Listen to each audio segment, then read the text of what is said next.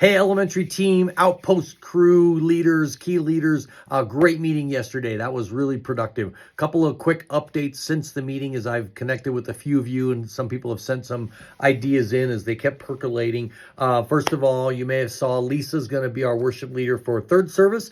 Someone else may pop up down the road, but she's going to fill that for now. I've also asked her if she would pick the worship songs and gather those. Of course, Sarah and Paula, you guys continue to collaborate on that, but I'm going to ask her to help make sure we get those early and we get those plugged in so we're not doing that on Sunday morning, and that's going to be awesome. Also, some other time savers. We are going to do the offering during the second song. So right before that first song, we're going to say, if you've got an offering, bring it up during the song.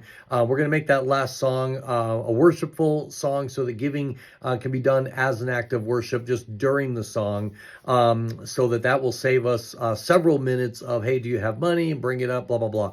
And then the other thing I want to do is I love having the kids pray, but we lose time asking who's going to pray, and then some of the same kids do it over and over again. So I would like the worship leader to choose ahead of time who's going to do the prayer. So just during that welcome time, to pick a kid, go up to a kid, hey, would you like to open our service in prayer today? Maybe coach them a little bit on what to say, how that prayer goes. Make sure they're seated right up front so they're ready to go. So when it's time to open the service in prayer, you don't even have to ask. You just motion for them to come up, and boom, right as that song is ending. They can even come up right as the song is ending, and boom, we go right into that opening prayer.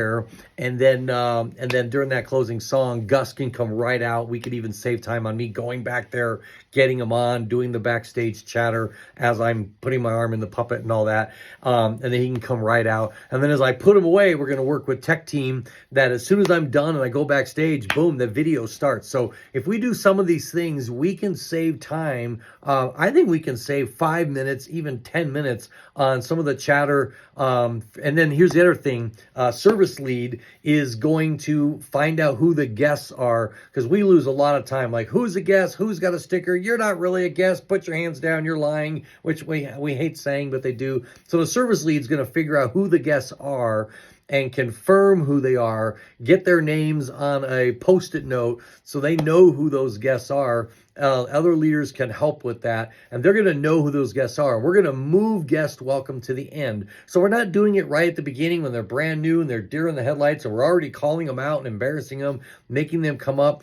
And then the service lead can say, hey, we have a gift that we're going to give you at the end. Do you mind if we bring you up or whatever? And if they're like, we say, then we'll say, okay, we won't do that, but we are going to give you something at the end. They'll know whether there's 4 or 5 instead of us counting whether we're going to do the TP canon or not. And then right at the end of the service, we're going to acknowledge those visitors. You know, that person's going to be able to have their post note and say, we've got 4 guests here today. We got Billy, we got Susie, we got Jennifer, we got, whoever, Lamar. And then they can announce their names. They'll know right where they're sitting. They'll have the bags ready to go. They can even pull those bags maybe during the video or something. So we can speed that up too, because we've gone sometimes 5 to 7 minutes on that visitor thing, and it's just a ridiculous waste of time. It's an important thing, but we're taking way too much time on it.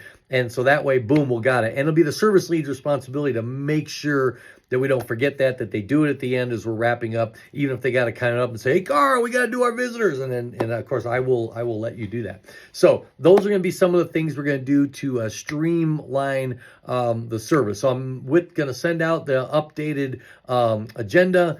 Some of those things are in there under the schedule. I'm peeking really quick to see if I have forgotten anything, and I don't believe I have, but that's going to help. We're also not going to update the planning center with those positions. We're going to have a laminated sheet in the back of the room, so when volunteers arrive, they're going to go to the back, see what their assignments are for the day on a wipe-off board, and Micah will assign those, or the service leads, they can make those assignments or make adjustments to those assignments. So everyone will know when they get there, boom, here's what you're doing. You are the security sticker checker. You're the name caller. We're trying to go with a better term than name caller, but that's what it is. So we can just laugh about how name caller sounds funny, but that's what it is. It's a name caller. I want to keep these terms simple, or whether they're trail guides and they're just in the room playing with the kids and relating to the kids. So great things are coming, and I want to keep this under 5 minutes. So boom, I got to hit stop.